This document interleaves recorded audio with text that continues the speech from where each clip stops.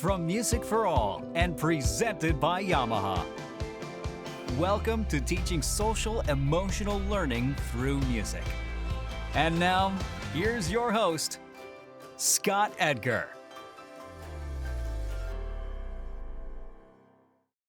Welcome to our next episode of Teaching Social and Emotional Learning Through Music. I'm Scott Edgar, and today we have the distinct honor of being joined by Dr. Angela Ammerman, who literally wrote the book on how we can get more diverse students into our music programs and keep them.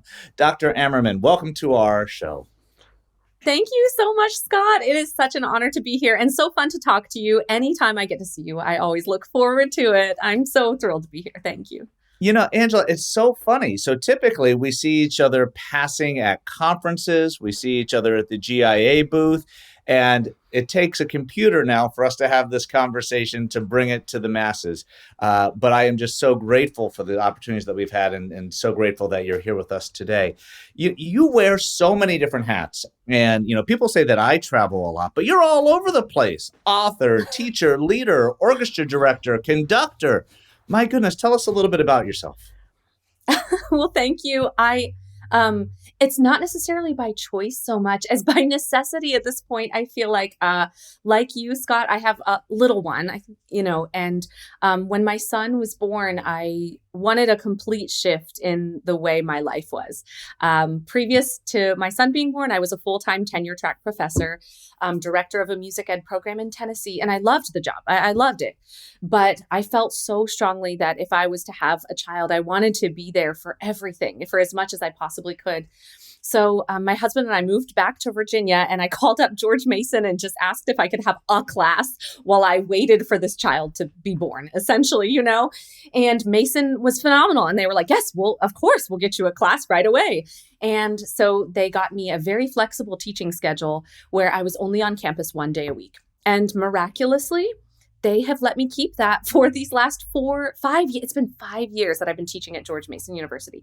So 1 day a week I'm on campus and I get to teach people how to teach, which is like, it's truly a calling. And I'm so honored to get to do that. But the rest of the week I get to stay at home with my son, or more likely, I get to take my son with me all over the country, wherever I'm like guest conducting or presenting.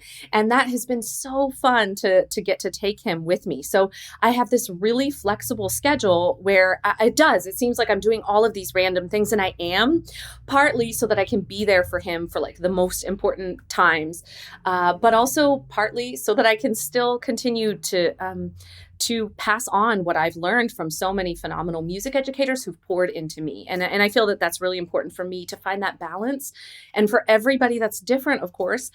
But for me, traveling is something I love so much as well. So it's been really cool to see that my son now loves to travel. Once a week, at least, he'll say, are we going somewhere this week? Can we take a flight? And I'm like, oh, I've created a monster. What is this? He loves to travel. But so the other thing that I do that most people don't actually know about is I also teach early childhood music classes 1 day a week. And this is part of me wanting to teach teachers, is that I never want to be the professor that's out of touch with real human children. The professor we're all talking about, like they haven't been in a classroom in decades. And for me, it is so important that I continue to not just do all-state, like conducting an all-state is not real teaching. I'm sorry. It's not the same. It's totally different than teaching a child who's 2 years old how to do a jingle bell with a steady beat. It's just not the same. So I'm so honored to get to work with both the youngest musicians who are just starting, and also, some of these college kids who are getting ready to teach. And it makes you the perfect person to talk about that journey, about how do we recruit new students to the profession. You have that breadth of knowledge. It's interesting because I wasn't even going to bring this up, but you bring up the work that you do at Mason. I'm going to be at George Mason University July 1st through 3rd, working with Rita on health and well-being and artistic, social, and emotional learning. So we'll have to have you come in and talk to some of the students that we're working with this July to talk about artistic, social, and emotional learning and the work that you do. Such special people there at George Mason University.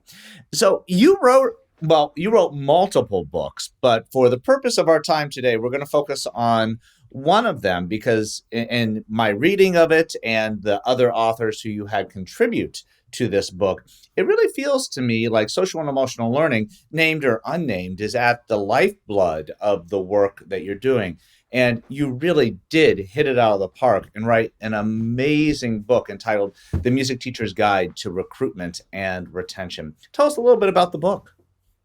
Thank you so much, Scott. Also, I am so excited for you to be on campus. I know that was like 5 minutes ago, but I'm so excited for that. And the book, I'm thrilled about it. Actually, initially, I started to write it because so many people were asking me to do clinics on recruitment, because every school I had been at previous to teaching college, my programs would double within 3 years. The only exception was teaching high school, where we grew from 90 to 120 in 3 years. I went from having 4 orchestras and all kinds of extra duties to having 5 orchestras and being full-time at one school. So that was really, for me personally, that was a really big key to the encouragement of recruitment, was just my schedule. I just wanted to be at one school so badly.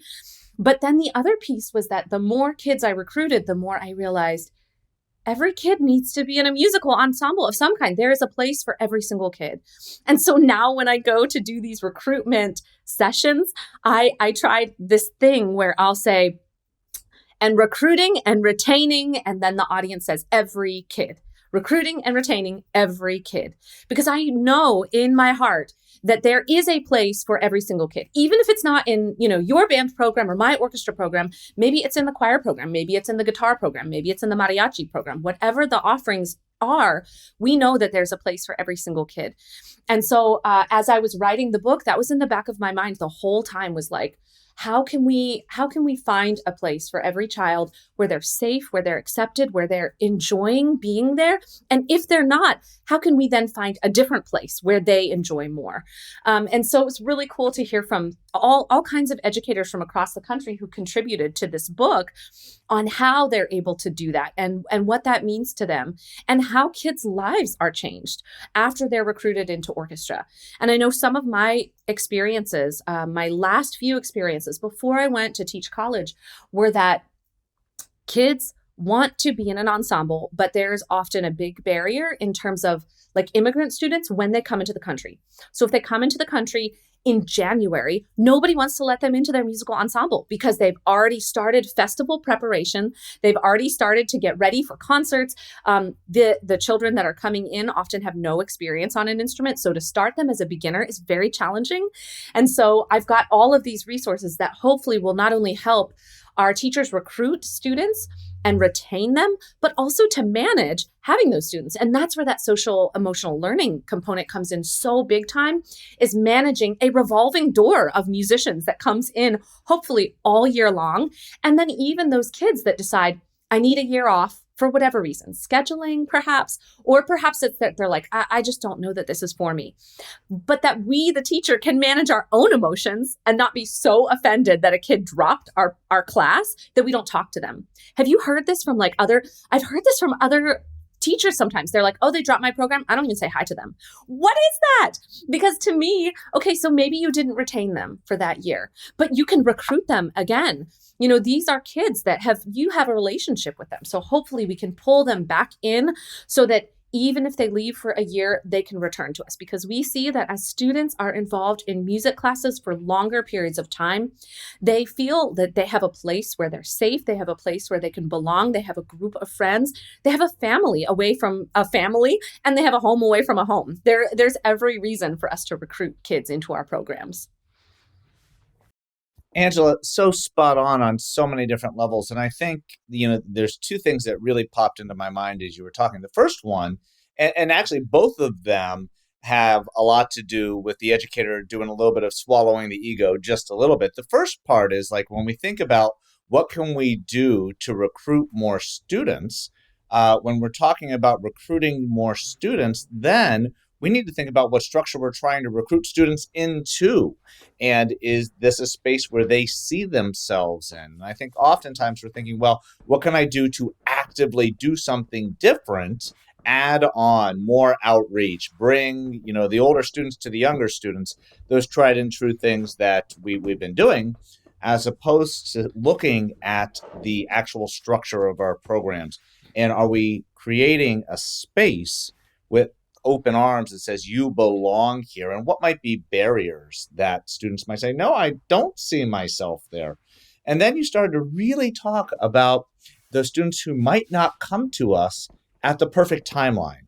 And, it just hurts my heart to think that a timeline is what's going to limit a student's participation in music education. And that we find that our colleagues in the choral space and the secondary general space do a far better job than we do in the instrumental music education space of providing more entry points. If you missed that train in fifth grade, they keep going, and you may or may not have an opportunity to pick up an instrument at a later space. So both of those things. Angela, any thoughts there on the creation of that space that says you belong here? Yeah, it's really funny. When I was younger, I thought I never want to be that strict teacher. And I'm still not. I'm not a strict teacher. But the longer that I've taught, the more I recognize that one of the most important roles of a teacher is creating a safe, healthy, welcoming environment for our students. And part of that, a huge part of that, is managing behaviors, managing emotions, and teaching students that self-awareness that they need to kind of manage themselves as well. I found that, a lot of the times the students that, well, let me rewind. The students in a program where behaviors are not managed, where students are not self-aware of what's happening, those are the programs where they lose kids in droves. And you know why? Because the kids that can play, the kids that love to play, that love to be proactive and actually make music, they are exhausted by the time they're done with a rehearsal because the teacher is constantly trying to call out the behavior problems. The teacher is constantly trying to manage the kids' expectations for them and the kids' emotions for them. And so the teacher's not even focused on the music at that time.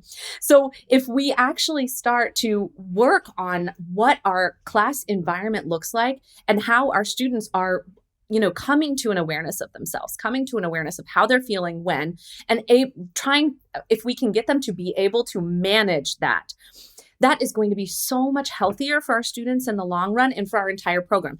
Then we can do the music making. That's actually the fun part.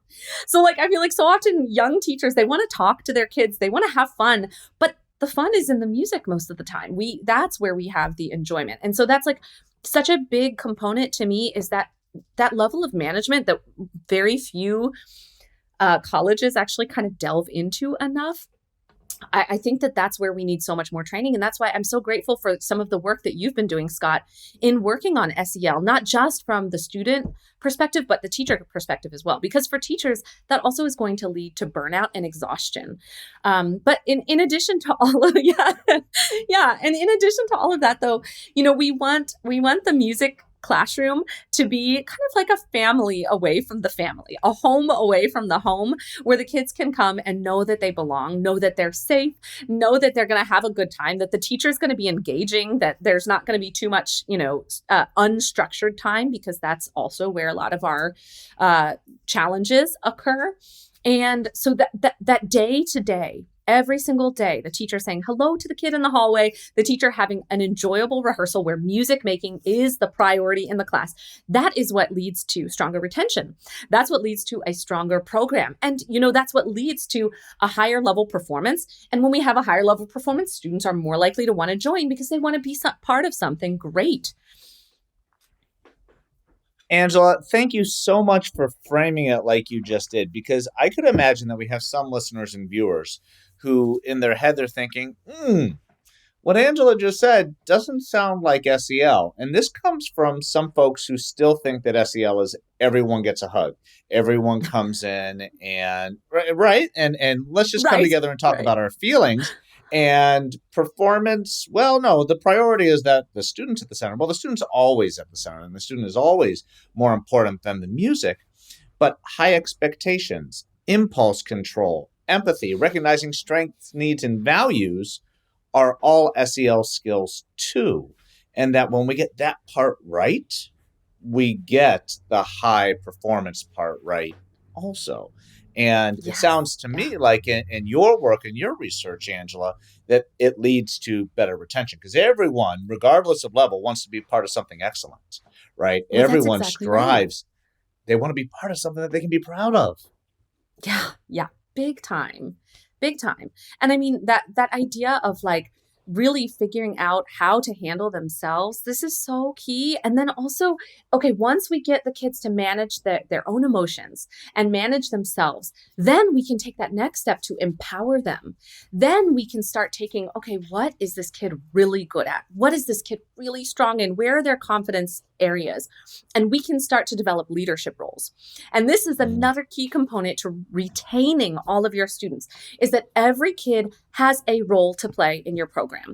And I know, like those of you with these massive programs, this is a lot of work. So maybe you've got teams of kids. You've got each kid on some kind of a team. Maybe you have the library team because whose band library does not need help because I am not a librarian and my orchestra library was always a mess. So I started these leadership positions. At that time, I actually didn't know about SEL. Like I just didn't. But I knew that there was some core, there was something at the core to giving a kid a role in my program. Because the kid who sat in the back who would play like, I actually had this kid in my program. Once I gave him a leadership role, he was around all the time and like in good and bad ways. Sometimes it drove me nuts, but the kid was around all the time. He stayed in orchestra all through middle school. I was shocked. He still played like this all of the time. But he knew that orchestra was a safe place for him. He knew that he had a group of friends who were kind to him there, who accepted him for who he was. And that was really hard. He didn't have that in very many other places. And at the end of his 8th grade year, this was when I was teaching in North Carolina, he told me that, orchestra was the only home he'd had at that school. And I thought like that's where it is. And a big component of that is that ability to create these roles where a kid knows that if they're not there, I'm going to miss them. I'm going to need them, right? And there's some piece that they contribute that is essential to our program so that they know that they matter. They have to know that they matter. That they matter, that they're contributing, that they are adding to the value of both the program.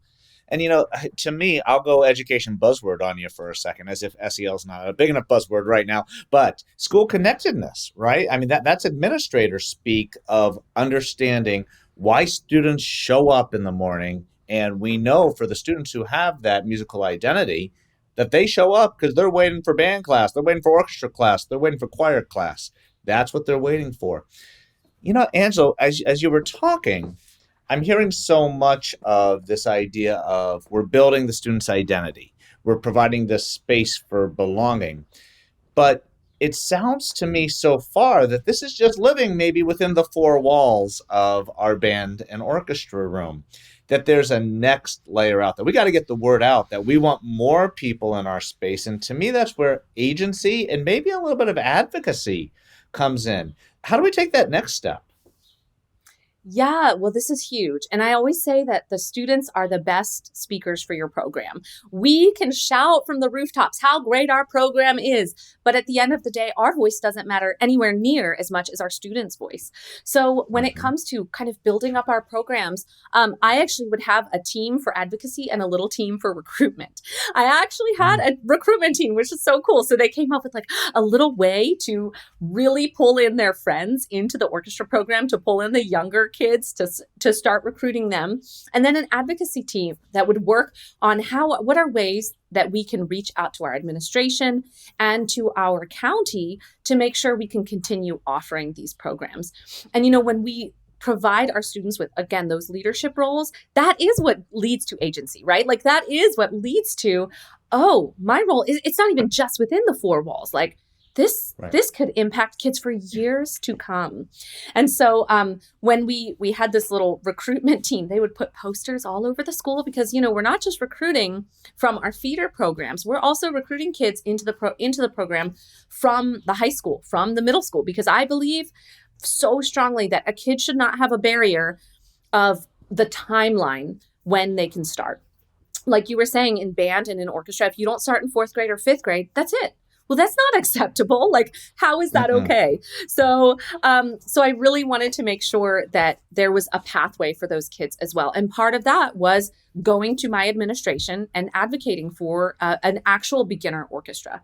So my students helped me put together a little video to go to our administration and say, this is what orchestra has meant to them. And that attendance piece was huge, right? We could actually show that kids who are in orchestra, they have a higher attendance rate than kids who are not in music programs. We know this. We had this research suggesting that, in music, period, right? There was even a quote in one of my books from a young woman I think it was in Nevada, who said that before joining a mariachi group, she missed over 150 days of school the year before she joined. After she joined, she had not missed a single day the whole year.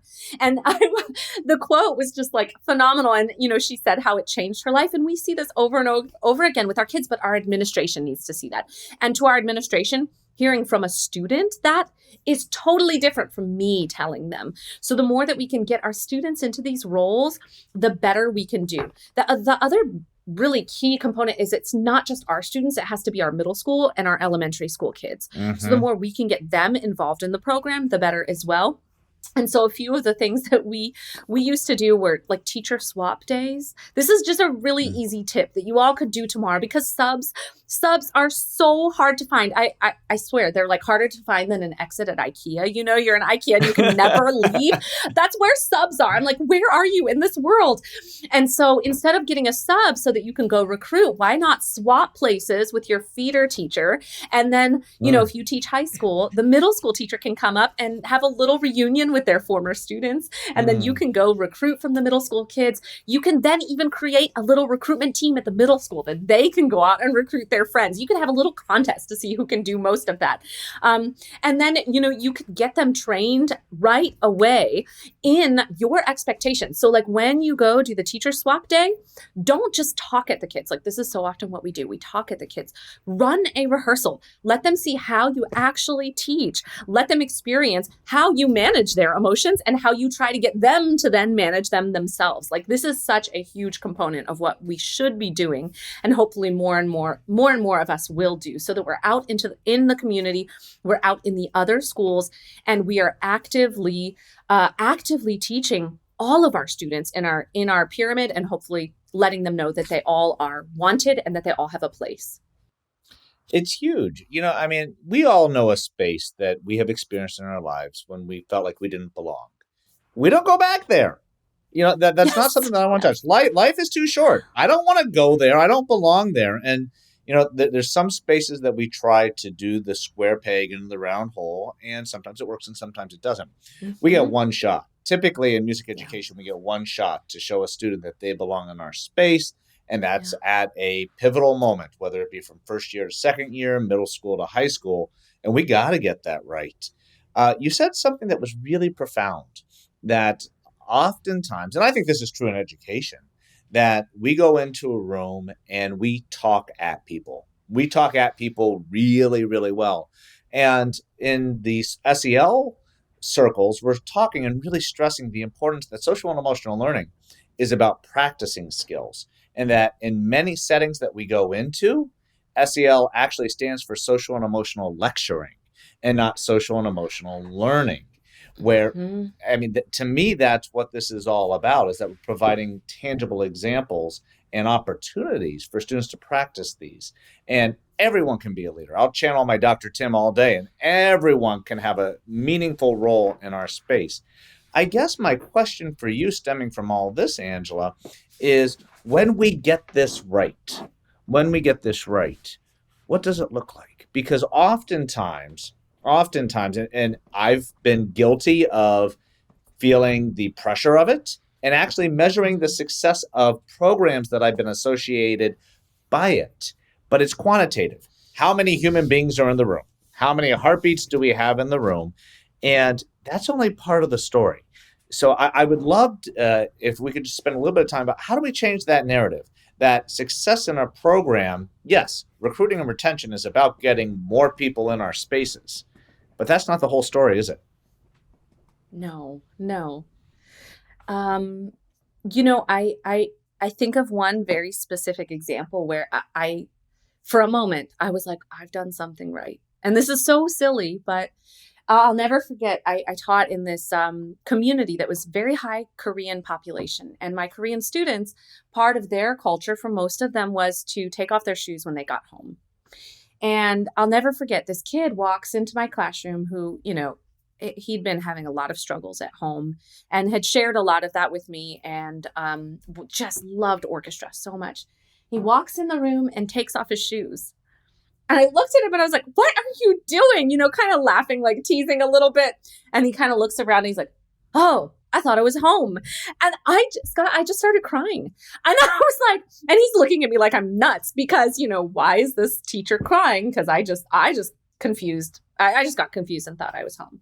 But to me, that was a huge moment of success where this kid, to him, like, it is so innate that he walks in the room and it feels so much like a home to this kid that he does what he would normally do at home.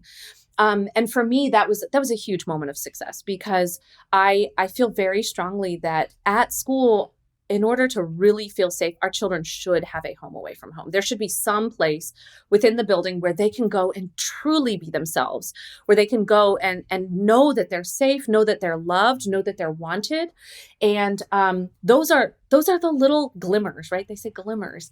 That was one of them, definitely. And I think you see success in your program in these small moments so much of the time. You're right. It's not the numbers at the end of the day. It never is. It's not the big concert, although that feels good and that is a good indication, certainly. It's when a kid accidentally calls you dad, or or when a kid, when they invite you to their quinceañera and they not just invite you, like they really want you to come to that. It's when you know that these kids, when you know that they are valued in your eyes, that they have meaning, and that they start to uncover that for themselves. I think that's the other piece, is that like this idea that our kids come to understand that they matter, that if they're not at school, I'm going to be worried about them. Somebody's going to be concerned about them. Somebody wants them to be around. And with our kids more and more today, they just don't know that. They feel like they're only 1 in 100. They're only 1 in 1,000. Who cares about me? But when they know that they matter and they know that they're important, ultimately for me as a music educator, like that's what it is at the end of the day, is finding an outlet where these kids can belong, where they can do something that feels comfortable and they can feel successful in. That's success to me, Absolutely. And, I've been guilty maybe once or twice of sending the passive aggressive, we missed you at rehearsal, but authentically, I do miss them when they're not in rehearsal. Yes. And every single student, whether however many times they get we really missed you today. And when they come back, It's not a, where was it? I'm glad you're here. Angela, you brought up a few references that I think are really centered to another area of your work, and really centers around possibly the SEL area of identity, that so many of our students come to us with different life experiences, come from different parts of the world. And, I don't believe, and I'll go on record for saying that I do not believe that music is a universal language, because so many of us have different interpretations of music that make sense to us, and different tonalities that make sense of us depending on where we are in the world. However, I do believe that music can unequivocally speak when words cannot. And some of your work really gets at how the music classroom can help us understand and maybe work in some spaces for our English language learners. Angela, can you talk a little bit about your work in that area? Oh my gosh. Yeah, that is, my work with English language learners has taught me so much. I can't even tell you. I feel like my teaching transformed once I got my first English language learner enrolled in my class. And one of those reasons is because I came to the very, very strong belief that there should be a place for every single kid at any point in time.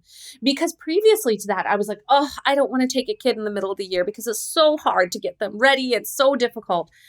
But after I saw my first student who had was an English language learner. She did not speak hardly at all, no English. And the only thing I ever heard her say was, "Hi, miss." And she was so timid, so quiet. When she decided she wanted to join orchestra, she went to see a counselor, and thank goodness they had a translator who helped get her involved. But I just saw this kid go from this very shy, "Hi, miss," to coming to everything, to being in my room all the time, never saying a word, but she was there nonstop. Orchestra was very clearly like a home to her. But also, I had to be so on it as a teacher to work with this kid because she wasn't understanding a thing that came out of my mouth. And the translation services, I had to like put in and wait 2 weeks to get a response back at that time from translation services. You know, we didn't have the kinds of technology we do today, even just, 10 years ago. And so I was learning how to communicate without words. But the conclusion I came to after that was very similar to what you said. And it's that music and art, they're the one place in a school where a child can regularly, consistently communicate without speaking. And this is so essential for our kids, whether they're an English language learner or whether they're just a kid who's shy. I began to realize that music is absolutely for everyone. I mean, I think I knew that anyways, but it just really reminded me that music is for everybody, but also that like, for me, communication did not need to be talking as much. Communication needed to be more modeling and call and response. So I actually shifted gears. And since then, my talking on the podium has just like shrunk and shrunk and shrunk and shrunk to where I barely talk on the podium if I can help it. It's almost always demonstrate. And then if I talk in rhythm. That's because of classroom management, because I want them to stay with me and keep the momentum. Sorry. It is so key. But those things were just huge for me. And then the other piece you mentioned was identity. And identity is this is the other thing that I feel like I'm still learning more and more about identity. But there are a few things that I've done as a teacher that have been huge in both recruitment, retention, but also in working with any group of students. And the first is using my students' names, using their real names the way they have told me to use them, and using them frequently, because we know that the most beautiful word in our language is our name, especially when we're younger.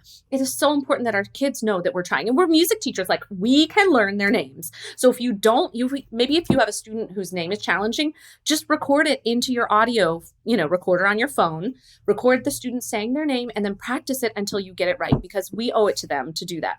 The second piece is something that I started to do probably about 10 years ago.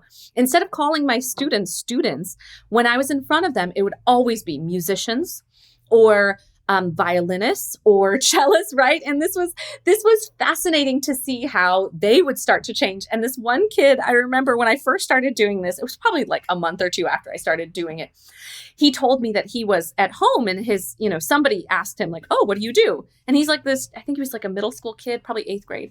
And he was like, "I'm a violist." And like, it just came out.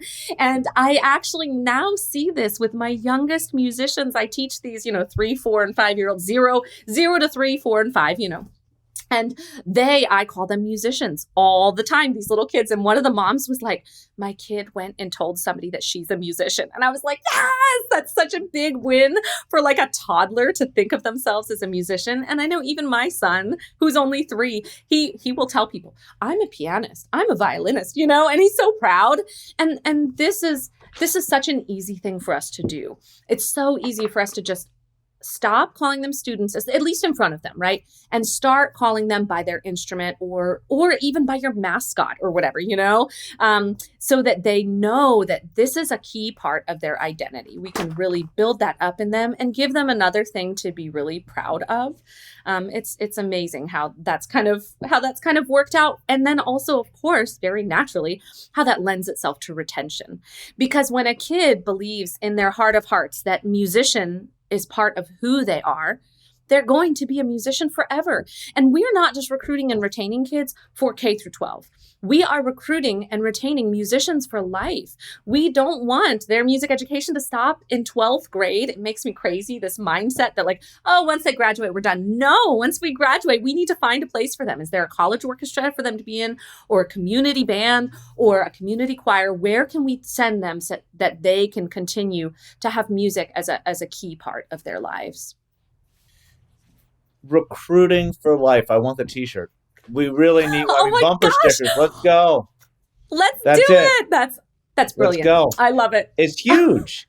Yes. I think when we talk about end game, I think oftentimes we think graduation, or, if it's a high school teacher, sure, I want them to continue making music in college. And it's hard for us to think outside of our silos. And recruiting for musicians for life that's our calling, right? That is the challenge that lies in front of us. Angela, when you're talking about, especially the student who, yes, ma'am, just very timidly came in this very morning, can't make this up. I was out observing one of our student teachers who was in a class that had primarily students who were on the autism spectrum, and a few students who had Down syndrome, and there was a nonverbal student. And they were fully engaging in that entire classroom. And it was not because of anything that was being said or not said. It was because of the tactile engagement with the music. And I would be willing to bet my left pinky that student, that's one of the spaces that they felt the highest sense of belonging, because they were able to actively engage with the material in a way that looked like how everybody else was. Yeah. Oh my gosh, absolutely. Well, it's so interesting that you said that. I did some work at a children's home in Chiang Mai, Thailand a few years ago. And part of that was also a research study that I had two groups. One group had a translator and the other did not. Now, the translated group, there's some complication because the students did not all speak Thai even. So many of them were from like the tribal regions of Chiang Mai. So they spoke different tribal dialects. And once they got to the children's home, a primary goal was to, of course, get them to speak Thai eventually. But even in the translated group, not all of the kids spoke Thai. But take one guess, with me trying to teach as much the same as possible with two groups, one with a translator and one without, which group advanced more quickly? Can you guess? The one without the translator. Of course, the one where there was nobody actually giving them the verbal instruction. The less verbal I was, the more the kids excelled. And I also noticed, even though we didn't document this, I just felt like as a practitioner, the kids that were in that group, it's like they came together more almost. And at the end of my time there, some of the most fascinating quotes that came out of the students who did speak Thai, who this was translated. One of the kids said that he was no longer sleepy. He was no longer worried. He said worrying, and that he could actually focus. In his other classes, Scott, this wasn't that he could focus in music. It was that all of a sudden, his other classes, he was more comfortable. He was more confident. He wasn't as tired all the time. Well, what does that tell us? We know exactly what that tells us, right? We know that kid is finding a place to belong. That kid is finding a purpose. That kid is finding meaning in his own life. And just after a few days of being, playing an instrument where he could have successes, or perhaps he wasn't having successes, it emanates out through these kids' lives. And that sense of success, it's like, oh, okay, I succeeded here. Maybe I can also succeed here. If I take those same things I did on the violin and I take that work ethic, if I shift it and do it here, maybe I can succeed here and then here and then here. And all of a sudden, there is an exponential effect to achieving success in some area of your life. And so it was really incredible for me to see that in these kids. Transferable skills, right? We learn them in music classroom and then we apply them for the rest of our lives. That's as succinct of a definition of social and emotional learning as I've ever heard, right? What skills are we learning in our space when it's intentionally embedded into our work? Angela, my goodness, so many things that we think about when we're thinking about the tangible, practical things of recruiting and retaining our students.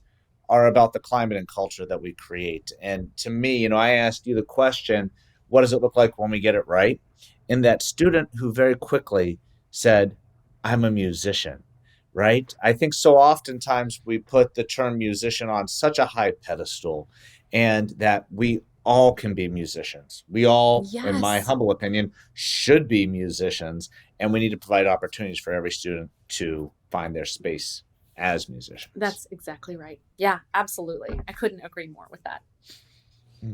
My friend, this has been such a joy to be able to speak with you about the intersections between social and emotional learning in your work. I know that you do not know the word pause, and I'm sure you have so many exciting things on the horizon. So where can we find you, and what's next for Dr. Ammerman? Okay, well, first, you all have got to follow me on Instagram. This is so cheesy, you guys, but I have an Instagram page at Music Teachers Guide, because I am now posting like real rehearsal videos of myself working with different groups. And, I realize with my students that there is such a need for them to really just watch high-level teaching, high-level music making, but also the mistakes I make. So I post both, and some just fun, engaging content that you can get a daily dose of Ammerman every day if you want that, if that's something you're interested in. It's really fun to watch someone else teach. And so that's a really great place to watch me. And then I'm getting ready to do lots of professional development. My semester ends on Friday. And so then my son is in school for like one more month. He's in like 3 hours a day in school. So during those 3 hours, I'm doing a ton of like clinics and professional development for schools around here. And I'm really excited. And then I just signed my contract for doing West Virginia All-State. So I'm really excited about that. I'll get to go out to, I think it's in Charleston, West Virginia. So I'm psyched about that. And then, of course, we have 2 books in the works for the Music Teacher's Guide series. So be on the lookout for the Music Teacher's Guide to General Music and the Music Teacher's Guide to Classroom Management, which has a ton of SEL in it as well, because there's so much in common there, of course, and that we need to be really considering. Angela, you are a master at finding people and being a hub for people to come in and expand voices. I cannot wait for those 2 resources to come out. They're going to be game changers, and I cannot wait to see what they do when they get released. All the books through GIA Publications, right, Angela? Absolutely. GIA and Meredith Music together. So I've been really so excited to work with them and to be part of the GIA family. For those of you, if you don't know, like GIA is such a family. I had met Scott maybe once before I came onto GIA and immediately was like, oh my gosh, his work is amazing. And I remember when I first came out with my book, Scott, you were so welcoming to me, and you were before that anyways, but I can't tell you how much that meant as like a new author on the scene, to be so welcomed by you and by the entire GIA family. It just, it was really encouraging to continue writing and to feel like what we talk about, like that I matter to this company as well and to our community. So thank you, Scott, for that as well. And of course to GIA and Meredith Music. Yeah. Angela, just a little bit of an aside. We all know what it's like to be part of organizations, to be part of groups, to be part of schools where the climate and culture just is not conducive to say, I belong here. And it almost always starts at the top. And for us as teachers, we are we talk about student empowerment, we talk about agency, but we as teachers are the number one influencer on climate and culture in our space. And Yes. we can track it all the way up. And when the tip of the iceberg has the right moral compass, we're on a good ship going in the right direction. Oh, for sure. Yeah. Angela, thank you so much for spending just a little bit of your time today. We so greatly appreciate your work and sharing your insights with us here on teaching social and emotional learning through music. Thank you. For Music for All, I'm Scott Edgar. Thank you.